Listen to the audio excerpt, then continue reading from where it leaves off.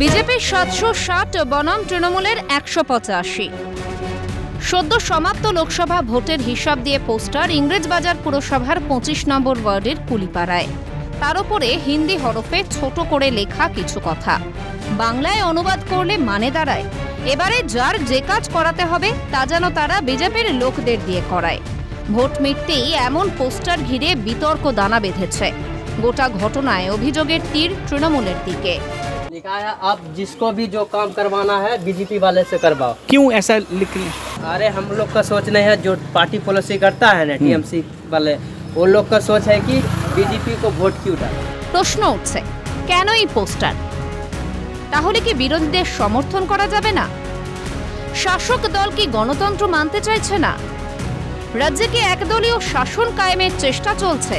মানুষের ভোটে নির্বাচিত জনপ্রতিনিধির কাজ দলমত নির্বিশেষে সবার প্রয়োজনে এগিয়ে যাওয়া। এমন পোস্টার কেন? গোটা ঘটনায় ইংরেজবাজার পুরসভার চেয়ারম্যান বিচ্ছিন্নভাবে কেউ করেছে বলে দায় এড়ানোর চেষ্টা করেছেন।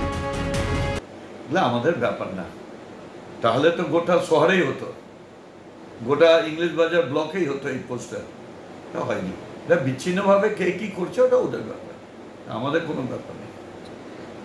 এই ঘটনাটা মানে হওয়াটা কি স্বাভাবিক? মানে এটা কি মানে কিভাবে দেখছেন? আরে আমি এখানে তো অনেক এই যে মোবাইলে কত রকম লেখা বেরিয়ে যায়, কি প্রতিবাদ করবে এগুলো? কতজনে লিখে সেটা দিচ্ছে, এটা কোনো পার্টির পোস্টার আছে নাকি? কিন্তু প্রশ্ন উঠছে, যদি সত্যি ইংরেজবাজার শহর জুড়ে এই পোস্টার পড়তো তাহলে কি পক্ষে দাঁড়াতেন কৃষ্ণেন্দু নারায়ণ?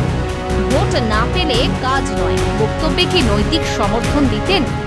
জনপ্রতিনিধি হিসেবে তিনি কি এই বক্তব্যকে মান্যতা দিতে পারেন? তবে বিজেপি কিন্তু বলছে তৃণমূলের গোষ্ঠীদ্বন্দ্ব।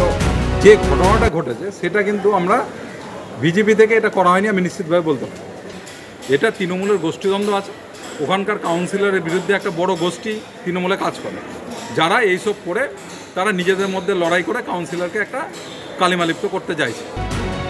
পরাজয় মেনে নিতে না পেরেই কি এমন পোস্টার শাসকের, নাকি গোষ্ঠীদ্বন্দ্ব বা বিরোধীদের চক্রান্ত? প্রশ্ন থাকছে। সমক লাহিড়ীর রিপোর্ট, ক্যালকাটা নিউজ।